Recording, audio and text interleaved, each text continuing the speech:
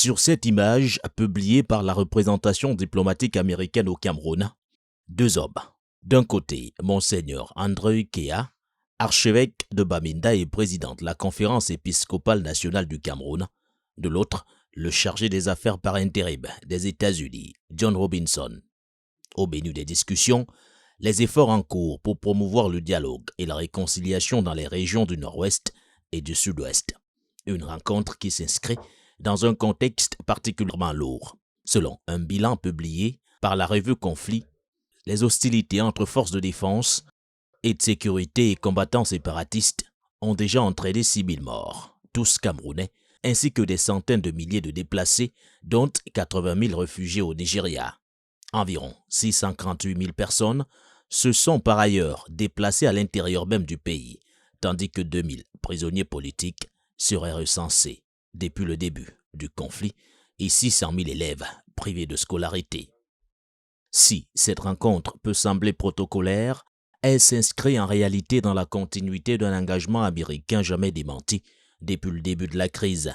Dès novembre 2016, le département d'État américain publiait un communiqué appelant au dialogue dans les deux régions et demandant au gouvernement camerounais de respecter les libertés fondamentales, l'une des toutes premières réactions internationales à la crise naissante. Cet engagement s'est ensuite traduit par des actes plus contraignants.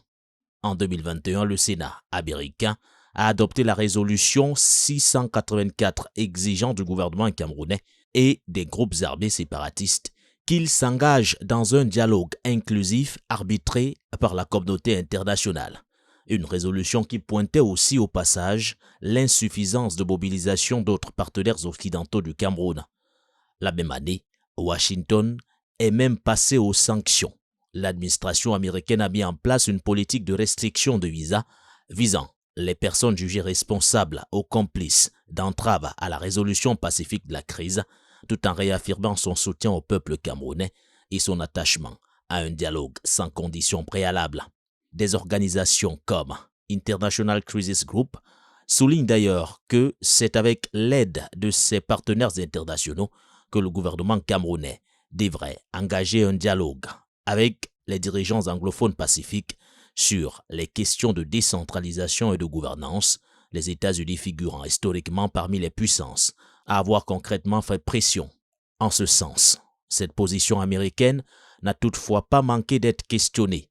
Certains chercheurs notent que les relations solides du Cameroun avec les États-Unis, la Chine, Israël ou le Japon lui ont aussi longtemps assuré un appui tacite, protégeant le pouvoir de Yaoundé sur le plan diplomatique et lui permettant de durcir sa ligne militaire sans réelle sanction internationale, signe que l'équation reste complexe entre fermeté affichée et intérêt stratégique partagé.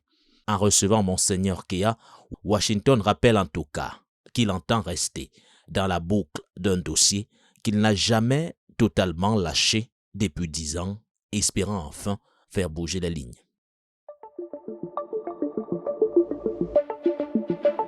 Le Messager télévision, à l'écoute du peuple.